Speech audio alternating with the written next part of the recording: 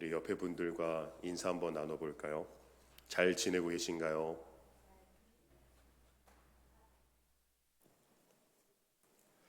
잘 지내고 계신가요? 라고 하는 이러한 인사말들은 평소 잘 지내는 사람들에게는 아무런 의미가 없는 말이 될 수도 있을 것 같습니다. 그냥 의례 인사로 전달하는 인사말일 뿐입니다. 그런데 살아가면서 무슨 일이라도 있던 사람에게는 잘 지내셨습니까? 잘 지내고 계십니까? 라고 하는 이런 인사말은 어떤 의미를 품게 하기 마련입니다. 그 주에 사고가 났다거나 병원에서 어떤 질병이 있다는 소식을 들었다거나 혹은 삶에 찌들어 정말 너무도 힘든 상황 가운데 놓여져 있던 사람에게는 잘 지내고 계신가요? 라는 그 한마디가 때로는 눈물이 핑 돌게 하는 말이 되기도 합니다. 어떤 상황이 놓여져 있느냐에 따라서 똑같은 인사말이라 할지라도 다르게 받아들여진다는 것입니다. 바울은 13개의 서신을 기록하며 항상 그 시작을 은혜와 평강이 내게 있을지어다 라고 말하는 것을 볼 수 있습니다. 다만 디모데 전후서에서만 긍휼을 덧붙일 뿐이었습니다. 어떻게 보면 편지를 작성하며 안부 인사를 하는 것은 그렇게 이상한 일은 아닐 것입니다. 그러나 편지를 작성하는 사람이 그 편지를 받을 사람이 어떤 상황에 놓여 있을지를 지레 짐작할 수 있는 그런 상황이라면 그 안부 인사는 결코 아무 생각 없이 건네는 안부 인사가 아니게 될 것입니다. 그리고 그 편지를 읽게 되는 이들의 상황이 힘들고 어려울수록 그 안부 인사의 뜻을 깊게 생각해 보게 될 것입니다. 오늘 본문의 에베소의 성도들은 참으로 힘든 신앙생활을 하고 있는 사람들이었습니다. 에베소 성도들이 참으로 힘든 신앙생활을 하고 있다고 말하는 이유는 에베소라는 도시의 상황과 특징 때문이었습니다. 에베소는 소아시아 서부 해안에 있는 항구 도시입니다. 이 에베소에 참으로 유명한 것이 있는데 그것이 무엇이냐면 그 엄청난 높이와 크기 때문에 고대 7대 불가사의라고도 불리우는 아데미 신전이 여기에 있었습니다. 예나 지금이나 신전이나 건물 등을 크고 높게 짓는다는 것은 그것의 위상이 참으로 대단하다는 것을 의미하는 것이기도 했습니다. 아데미 신전은 그 길이가 130m, 폭 69m였으며 지름 2m의 높이가 18m에 이르는 기둥이 무려 127개나 되었다고 해요. 당시 그리스 아테네의 다른 신전인 파르테논 신전이 이것의 절반 정도 되는 크기로 미루어 짐작해 볼 때 당시에 아데미 신전의 규모가 얼마나 어마어마한 것인지 알 수 있습니다. 그 엄청난 높이와 크기만큼이나 당시 에베소에서 아데미 여신의 위상은 대단했습니다. 이곳에 왜 아데미 여신의 위상이 대단했냐면 기원전 560년경 리디아의 왕 크로이수스가 에베소를 점령했을 적에 이 나라를 아데미 여신에게 봉헌했기 때문입니다. 그러니까 에베소는 아데미 여신에 대한 위상이 대단했고 또 역사가 깊은 도시였다는 겁니다. 이러한 상황 때문에 에베소 시민들은 아데미 신전의 관리자들로 자처했고 아데미 여신상을 하늘에서 내려온 것으로 생각해서 신성하게 여기기도 했습니다. 또한 이 아데미 신전은 지중해 지역에서 신성 불가침한 영역으로 간주되기도 했습니다. 3월과 4월에 열리는 아데미 축제 때에는 많은 순례자들이 에베소로 몰려들었으며 순례자들은 에베소 경제에 큰 도움을 주기도 했습니다. 이때뿐만 아니라 당시 항구 도시이며 금융과 상업, 무역 중심지였던 에베소에서 아데미 여신은 중요한 관광 문화 상품이기도 했습니다. 그러니까 아데미 여신은 에베소 사람들에게 섬김의 대상임의 동시에 그들의 생업을 책임지는 밥벌이 수단이기도 했다는 겁니다. 그런 에베소의 바울은 3차 전도 여행 당시에 이곳에 약 3년간 머무르면서 복음을 전파했습니다. 바울은 열심히 복음을 전파했고 이곳에는 믿는 이들이 늘어나게 됐습니다. 그런데 그것이 화근이 되어졌죠. 아까 전에 이곳에는 아데미 신전이 유명하다고 했죠. 단순하게 있는 것이 아니라 그 역사와 이상이 대단했고 사람들은 아데미 여신을 하늘에서 내려온 것으로 생각하며 신성하게 여겼습니다. 그것뿐만이 아니죠. 가장 중요한 것은 아데미 여신은 에베소에서 중요한 관광 문화 상품으로서 많은 이들의 생업을 책임지는 밥벌이 수단이었습니다. 사람들이 가장 예민해지고 포악스러울 때가 언제입니까? 바로 생업이 흔들릴 때가 아니겠습니까? 에베소에서 바울의 전도 활동은 성공적이었어요. 많은 이들이 예수 그리스도를 영접하고 바울이 가르치는 복음을 말씀을 받아들이기 시작했습니다. 그런데 바울의 가르침 중에는 우상 숭배에 대한 것이 있었습니다. 그 내용은 사람의 손으로 만든 것들은 신이 아니라 하는 가르침이었습니다. 많은 이들이 복음을 받아들이며 이 가르침 또한 받아들이게 되었습니다. 그러나 그것이 여기 아데미의 신상 모형을 만드는 사람들에겐 직격탄이 되었습니다. 그것을 유통하여 파는 이들도 많이 있었습니다. 많은 이들이 그 가르침을 받아들였으니 그들의 밥벌이 사업이 크게 타격을 입지 않았겠습니까? 바울의 우상 숭배에 대한 가르침이 그들의 밥그릇을 건든 것이 되어버린 겁니다. 아데미 여신에게 봉헌한 지가 오래되었기에 아데미 여신을 상품화하여 먹고 사는 사람들이 얼마나 많았겠습니까? 심지어는 대대로 그 업을 잇고 있는 그런 사람들도 있기 마련이었습니다. 그런데 생판 모르는 외부인이 와서 그들의 업장을 흐리고 있으니 그들이 가만히 있을 수 있었겠습니까? 이런 상황이기에 수많은 이들이 연극장에 모였습니다. 그리고 외쳤습니다. 불만을 가지고 외쳤습니다.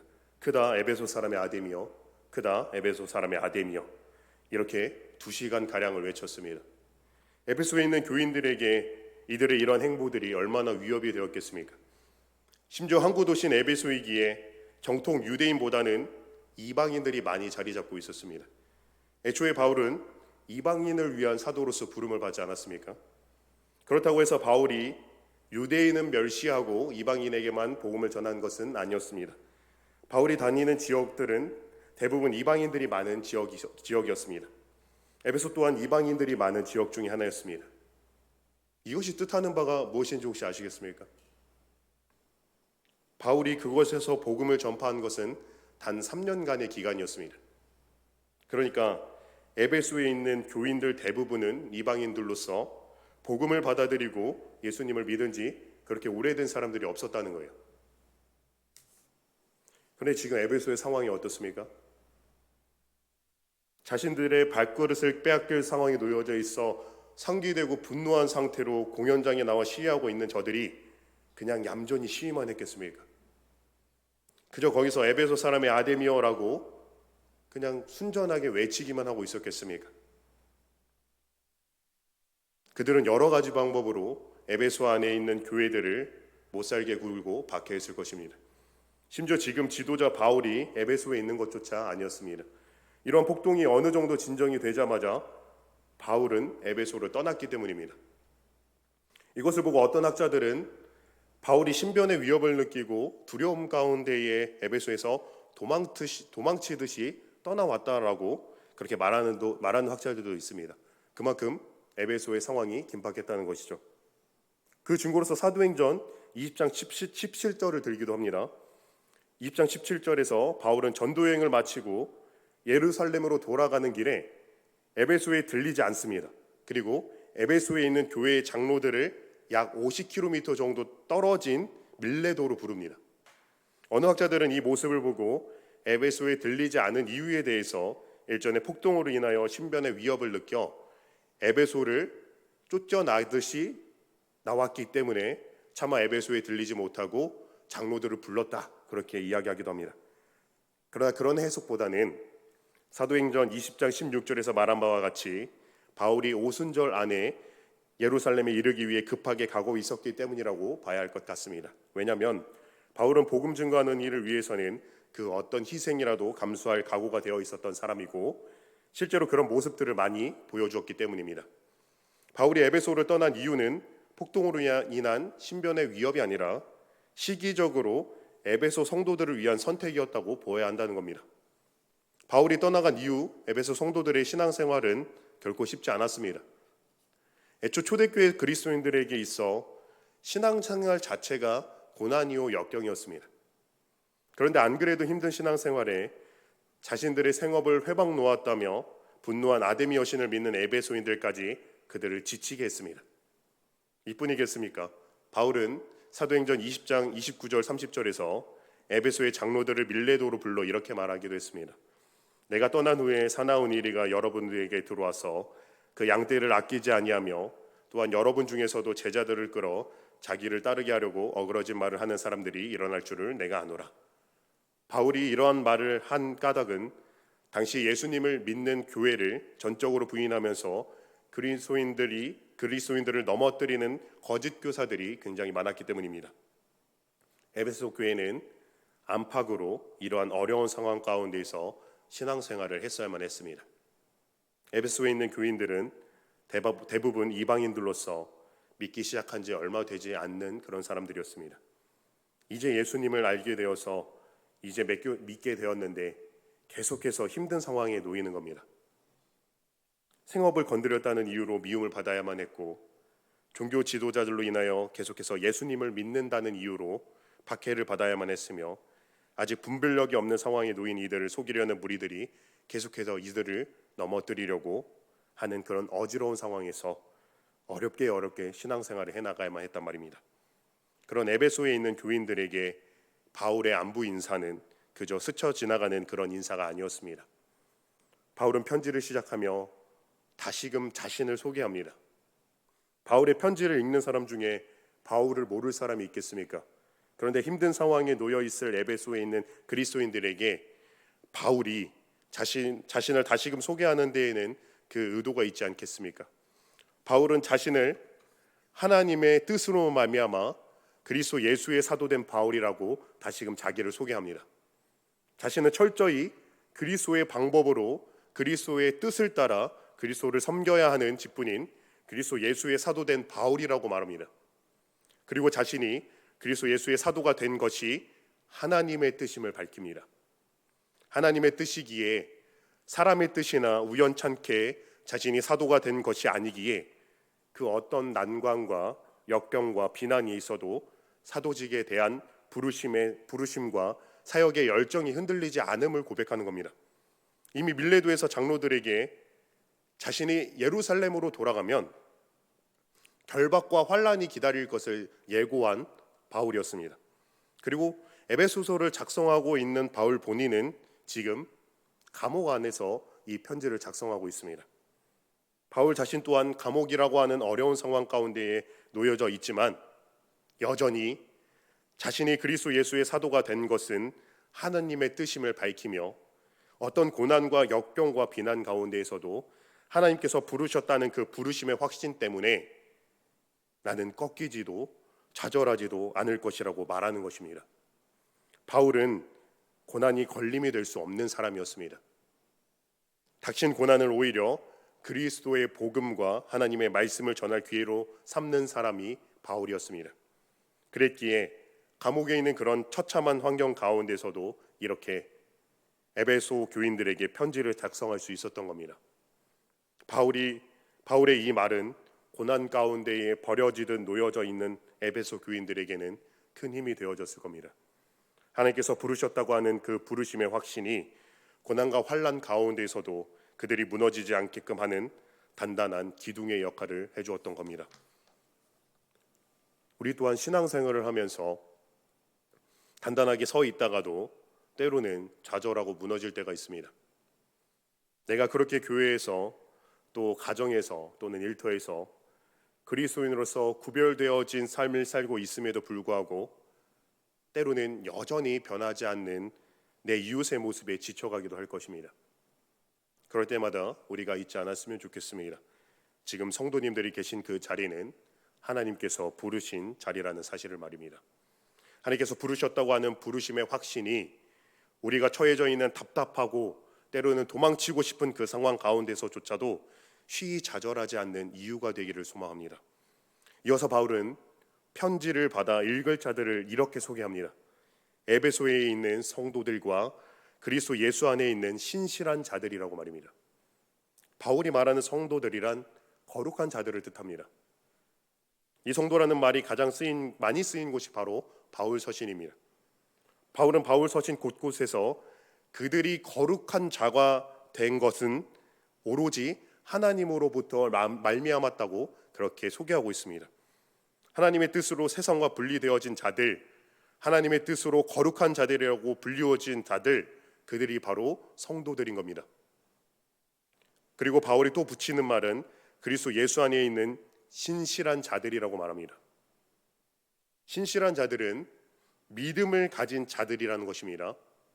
이들을 칭할 때에 바울은 그리스도 안에 있는 신실한 자들이라고 이야기합니다. 그렇게 말하는 까닭은 이들의 믿음이 그리스도로부터 말미암았다고 이야기하고 있는 겁니다.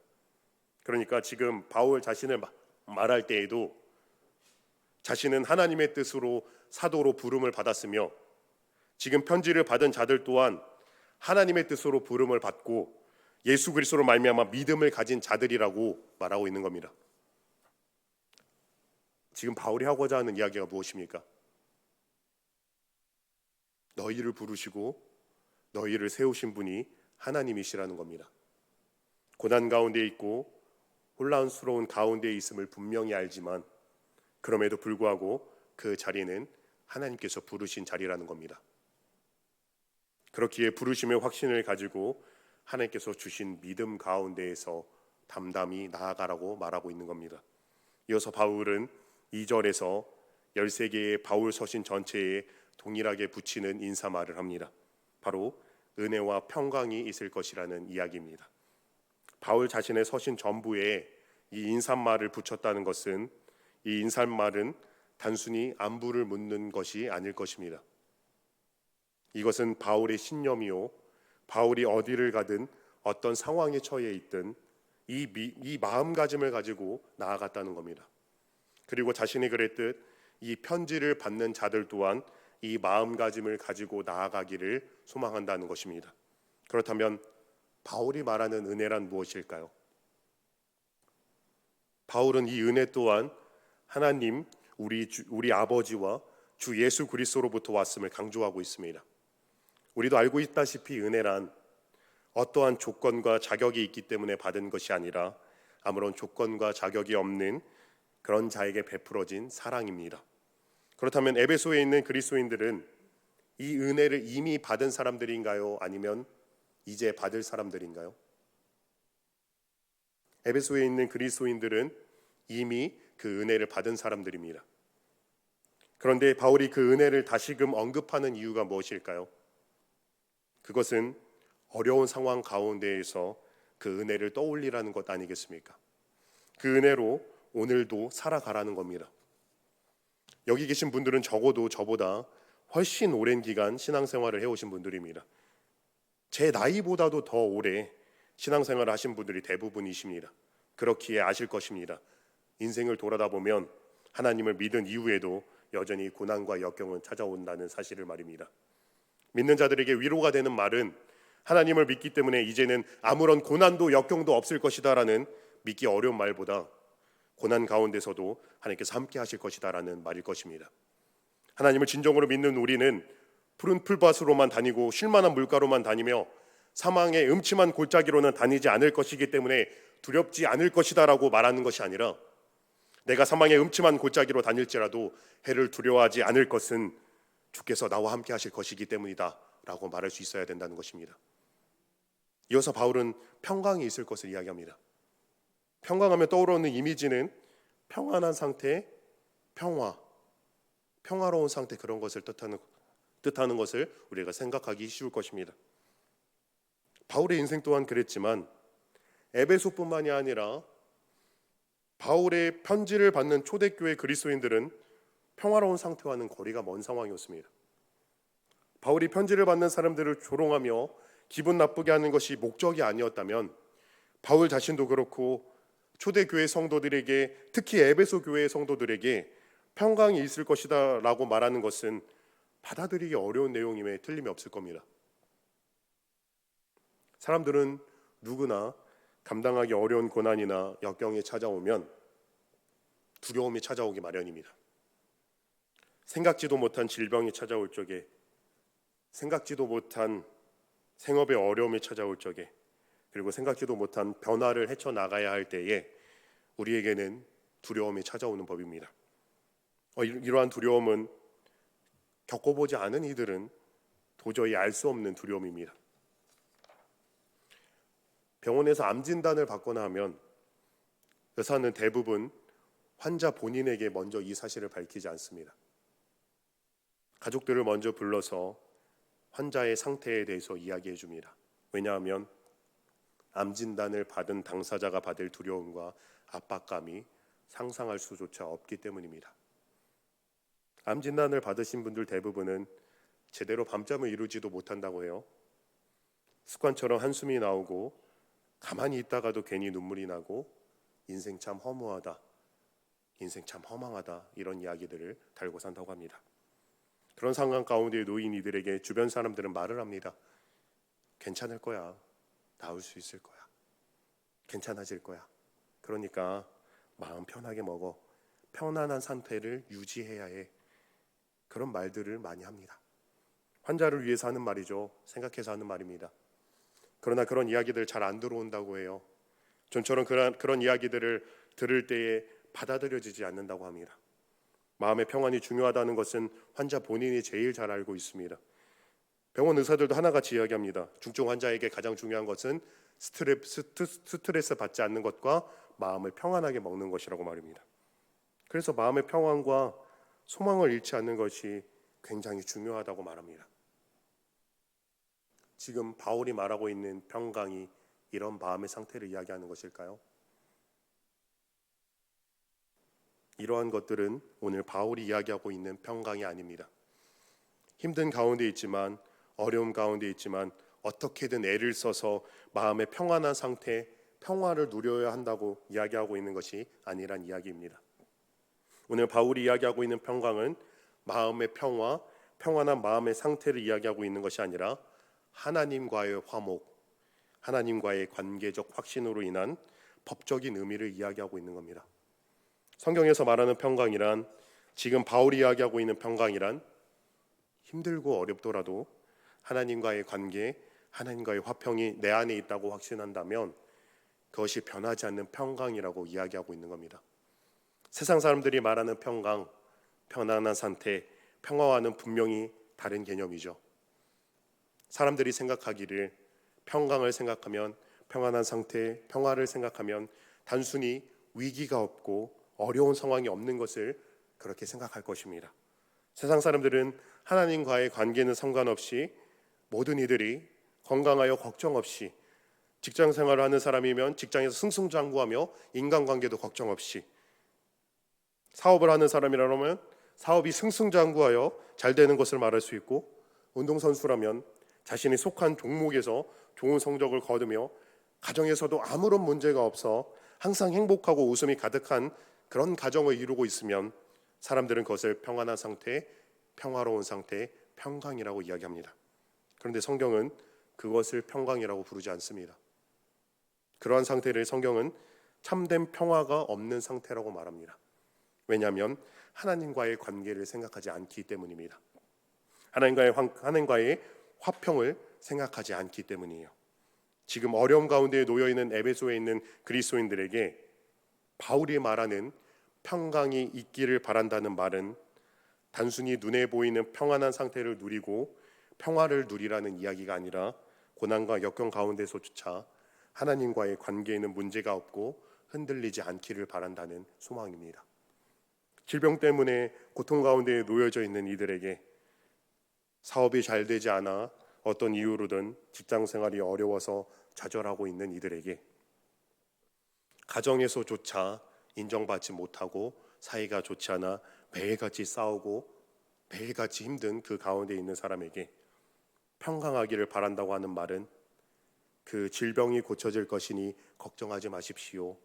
사업이나 직장 생활의 문제가 잘 해결될 것입니다. 지금은 알아주지 않아도 나중에는 다 알아줄 것이니 심려치 마세요라고 말하는 것이 아니라, 그런 상황 가운데서조차 하나님과의 관계가 깨어지지 않고 여전히 견고하게 하나님과의 화목을 이루기를 바란다고 말하는 것이란 말입니다. 에베소에 있는 그리스도인들이 이 뜻을 알지 못한 채 이 글을 읽었다면 이 상황에서 평강이라니, 사람들은 폭동을 일으키고 어떻게든 예수를 믿는 이들을 괴롭게 하여 좌절시키거나 내쫓게 할 궁리를 하는 이리들이 득실거리는데, 이런 상황 가운데 평화가 어디 있겠냐며 화를 냈을 것입니다. 그러나 이 말이 고난 가운데에서도 하나님과의 관계가 흔들리지 않기를 원한다라는 그 말을 이해했다면 에베소 교인들은 환난 가운데에서 하나님의 은혜를 생각했을 것이고 하나님과의 화목을 생각했을 것입니다. 아무런 자격도 아무런 소망도 없는 죄인인 나를 구원하신 이가 여전히 제 하나님이십니다. 그 하나님이 여전히 이 고난 가운데서도 나와 함께 하십니다. 여전히 하나님이 제 힘이시며 하나님이 제 능력이십니다를 고백했지 않았겠습니까? 사랑하는 금송교회 성도 여러분, 여러분 가운데에도 하나님 우리 아버지와 주 예수 그리스도로부터 이 은혜와 평강이 있으시기를 소망합니다. 그리하여서 어떤 상황에 놓여져 있든지 우리는 하나님과 함께 함을 기억하며 그것으로 인한 참된 평강이 우리 가운데 있었으면 좋겠습니다. 오늘 본문의 마지막 부분인 3절에서 6절은 예정에 관해서 말하고 있습니다. 예정 교리는 참으로 설왕설래가 많은 교리이기도 합니다. 그런데 참으로 공통된 점은 그 누구도 명확하게 또 속 시원하게 이 예정에 대해서 풀이해 주지 못한다는 점입니다. 그것은 저도 마찬가지입니다. 예정을 그저 정의한다고 한다면 예정은 하나님의 전지전능하심과 하나님의 주권을 전제로 해서 하나님의 계획과 인도하심을 우리는 예정이라고 이야기합니다. 그러나 이것을 받아들이는 것은 참으로 쉽지 않습니다. 예정이 이해하기 어려운 이유는 예정이 인간의 노력과 자유의지를 인정하지 않는 상충되는 개념으로 보여지기 때문입니다.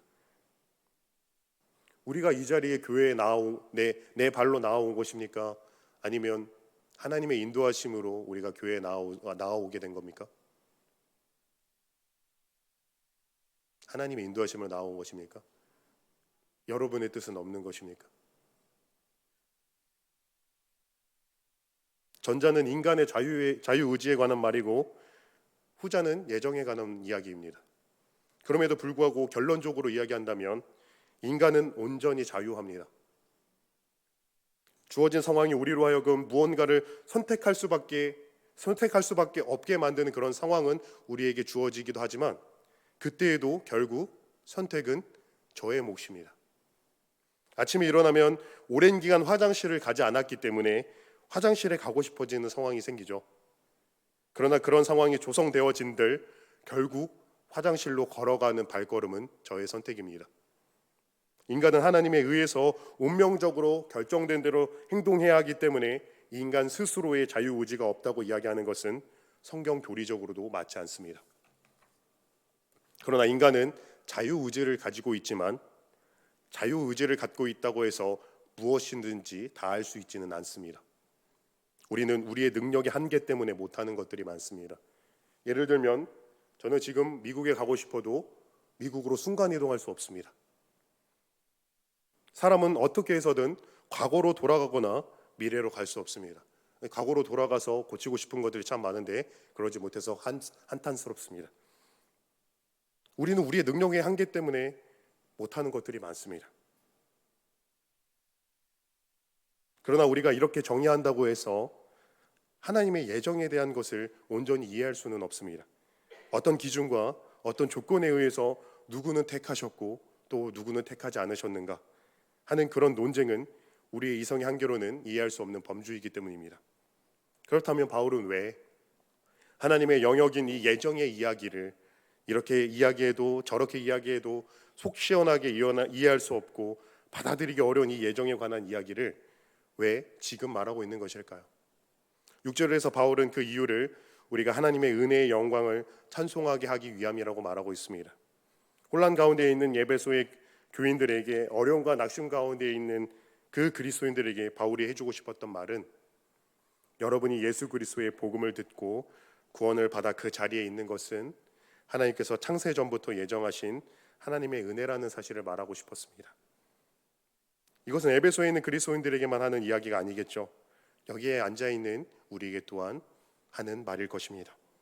우리가 예수 그리스도의 복음의 소식을 듣고 예수 그리스도를 믿으며 또한 이 자리에 있는 이유는 하나님께서 창세 전부터 계획하신 일이며 하나님의 은혜입니다. 그러나 이것이 우리의 자유의지를 침해하는 일은 결코 아닙니다. 아니, 하나님의 예정이 우리의 자유의지를 침해하는 것이 될 수 없습니다. 왜냐하면 인간의 능력의 한계와 죄를 결코 이겨낼 수 없다는 우리의 절망적인 상태로 인하여 이 예정이 우리에게 있어 거절하거나 감당할 수 없는 은혜이기 때문입니다. 예를 들어서 설명해 보겠습니다. 그 누구도 영원한 죽음이라고 불리우는 지옥을 가기를 원하는 사람은 없을 것입니다. 그러나 사람은 그 누구도 이 지옥에서 스스로 벗어날 수 있는 사람이 없습니다. 모든 사람이 스스로 자신을 구원할 능력이 없기 때문입니다. 만약 스스로 구원받을 수 있는 능력이 있는 사람에게 그 방법을 선택하지 말고 반드시 예수님만 믿어야 한다고 이야기한다면 그것은 자유의지의 침해가 될 겁니다. 능력이 있는 사람에게는요. 그러나 지옥을 피할 수 있는 능력이 없다면, 지옥에 갈 수밖에 없다면, 그런데 진정으로 그 지옥 불구덩이 속에서 건져냄을 받기를 원한다면, 체념하고 지옥에 가기를 소망한다면 몰라도 지옥에서 건져냄 받기를 원한다면 예수님을 믿는 것은 선택의 문제가 아닙니다. 오직 예수님을 믿는 방법밖에 없기 때문에 우리에게서 그것은 상상도 못할 은혜가 되는 겁니다. 우리가 절대로 하지 못하는 것을 하나님께서 당신의 사랑하는 아들을 보내주심으로 이루어 주신 것이기 때문입니다. 그리고 이것을 우리가 알기도 전에 하나님께서 예정하신 것입니다. 이것이 하나님의 예정의 은혜입니다. 우리는 하나님이 우리를 택하신 기준과 조건이 무엇인지조차 알 수 없습니다. 솔직히 내가 도대체 무엇이기에 하나님의 아들이 직접 이 땅에 오셔서 나를 위하여 죽어주셨는지 도무지 이해할 수가 없습니다. 우리는 예정을 그저 하나님의 은혜라고밖에 말할 수 없을 것입니다. 바울은 하나님께서 우리를 택하신 이유가 은혜의 영광을 찬송하게 하기 위함이라고 말하고 있습니다. 에베소에 있는 그리스도인들은 시간이 가면 갈수록 담대하게 신앙생활을 해나가기보다는 주변 상황에 휩쓸리기 쉬운 상황이었습니다. 그들을 미워하는 세력들이 있었고 그들을 속이고자 하는 거짓 교사들이 곳곳에서 그들을 옥죄어왔으며 어떻게든 이들을 넘어뜨리고자 박해와 고통을 주는 것을 일삼는 무리 또한 있었습니다. 믿은 지 얼마 안 된 그리스도인들에게 이러한 상황은 좀처럼 견디기 어려운 상황이었습니다. 정말 이 길이 맞는 것일까? 정말 예수님을 믿는 것이 정답일까 하는 의심이 생겨났습니다. 사람들이 계속해서 박해하고 미워하고 속여 넘어뜨리려고 하는 주변의 상황을 보며 자신의 신앙 근간 자체가 흔들렸습니다. 그렇지 않았겠습니까? 내가 맞다고 생각하고 나아가고 있는데 주변에서 계속 아니라고 하는 겁니다. 아니라고 하는 것뿐만이 아니라 적극적으로 괴롭히며 박해하며 그 길을 그만 가라고 하는 겁니다. 이 길을 가는데 누군가의 생계에 문제를 일으켜서 그 사람이 나를 계속 미워합니다. 그들이 흔들리지 않았겠습니까? 자꾸 이 길만 가면 나를 미워하는 자들이 생기고 나를 박해하고 괴롭히는 이들이 생겨나고 그 길이 아니라고 이 길이 맞다고 나를 속이는 이들이 생겨나는데 어떻게 굳건하게 할 수 있었겠습니까?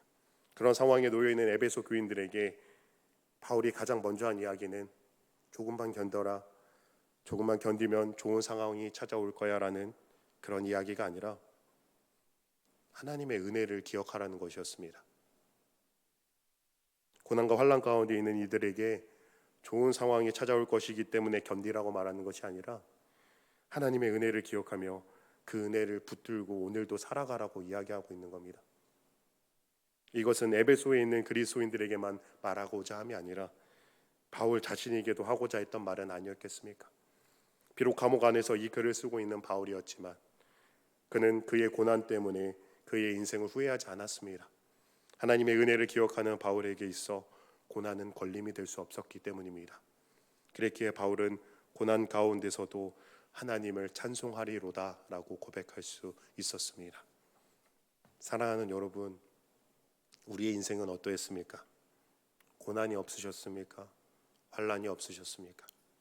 아니지 않습니까?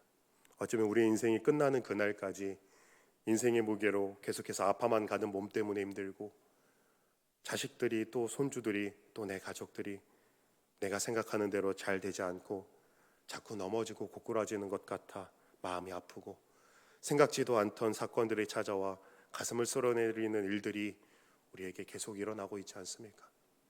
그런데 그런 저와 여러분에게 이제는 괜찮아질 것입니다. 조금만 참으면 다 좋아질 것입니다. 그러니 그것을 바라보고 조금만 견디십시오라고 말하는 것이 아니라, 그럼에도 불구하고 하나님과의 화평을 잃지 마십시오. 그럼에도 불구하고 창세전부터 예정하신 하나님의 은혜에 하나님의 사랑이 있기 때문에 낙심하지 말고 오늘도 견뎌내십시오. 그럼에도 불구하고 고난 가운데서도 하나님을 찬송하십시오. 그렇게 말하는 바울의 음성이 우리에게 아멘이 되어지고 오늘도 고난 가운데 있을지라도 확신을 가지고 나아갈 수 있는 힘이 되어지기를 소망합니다. 하나님께서 창세전부터 우리를 택하셨습니다. 자녀 삼으셨습니다. 그리고 하늘의 기업을 주실 것이라고 약속하셨습니다. 그 어떤 고난이 우리에게 걸림돌이 될 수 있겠습니까? 그 어떤 상황이 하나님을 찬송하지 못할 상황이 될 수 있겠습니까? 영원을 약속받은 우리는 영원히 그 은혜를 찬송하며 나아가야 할 것입니다. 그 어떤 상황 가운데서도 하나님을 찬송하리로다 했던 바울의 고백이 우리의 고백이 되어지기를 진심으로 소망합니다. 기도하겠습니다.